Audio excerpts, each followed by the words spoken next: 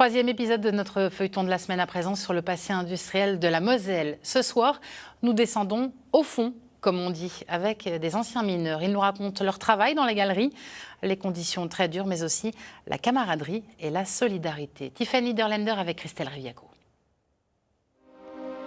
Seule la caresse du vent fait encore tourner, parfois, les molettes des chevalements. La végétation recouvre peu à peu les terris et les bâtiments. Pendant 2 siècles, l'exploitation minière a fait vivre des dizaines de milliers de familles en Moselle.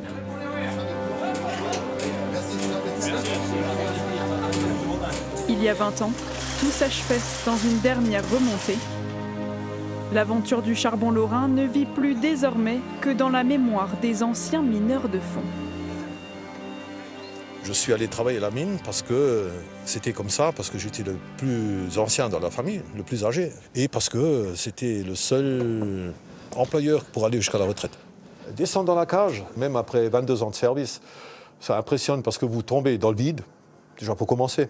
Bon, vous êtes avec les copains tous ensemble sur la cage, et quand vous tombez dans le trou, il y a le courant d'air qui passe à côté, parce que c'est comme quand vous enfoncez un bouchon dans une bouteille. Il y a la pression qui sort de côté, et donc tout l'air passe à travers les oreilles. Une fois dans les galeries, commençaient alors 8 heures d'un travail rude dans des conditions extrêmes. Il faisait très chaud dans ces chantiers. Dans ces chantiers, il faisait à peu près entre 32 et 35 degrés en chaleur. Les mineurs, il y avait souvent, on travaillait à poil. On avait juste le Bermuda et on avait quand même le ceinturon avec la lampe chapeau qu'on appelait la cape-lampe et la PEVA, l'appareil respiratoire. J'ai intégré le collège d'enseignement technique de la mine à 13 ans et demi. J'étais un des plus jeunes à l'époque et donc à 17 ans et demi, je suis descendu la première fois au fond.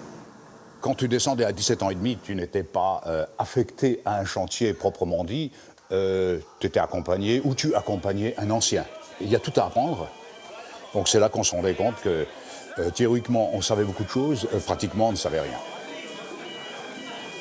Et après 31 ans au fond, Gaston n'est jamais à court d'anecdotes. Il se souvient des repas de Noël improvisés dans les galeries.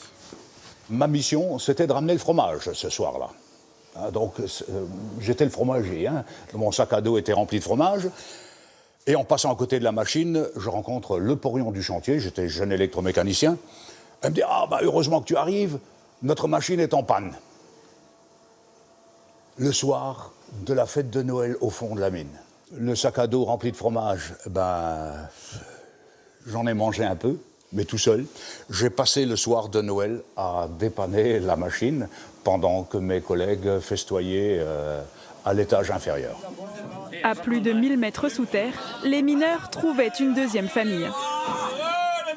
Au fond, des fois, on se tapait dessus pour diverses raisons, parce qu'il y avait une panne, parce que c'était pas assez rapide, il y avait des problèmes. Mais quand on remontait au jour, c'était oublié. On allait boire un coup ensemble, et puis dans le privé, quand on se voyait, on n'en parlait même pas.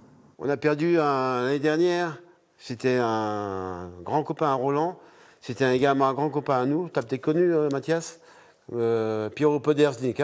C'est mon chef porion. Et c'était une grande perte.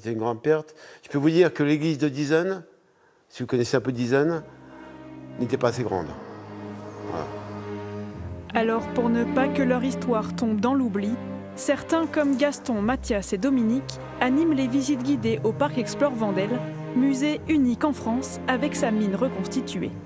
Le défi maintenant, attirer les plus jeunes. Il faut attirer cette nouvelle population qui n'a pas connu cette époque. Les gens plus âgés ont eu de la famille, des parents, des frères, des sœurs, des grands-parents, etc., qui ont été bercés dans cet univers. Et pour pouvoir les accueillir, je pense et les attirer surtout, il faut utiliser tous les vecteurs nouveaux. Ça peut être des visites familiales, des chasses au trésor, ça peut être des escape games, des murder parties. C'est vraiment tout essayer. Tout essayer pour que jamais ne meure la mémoire des gueules noires en Moselle.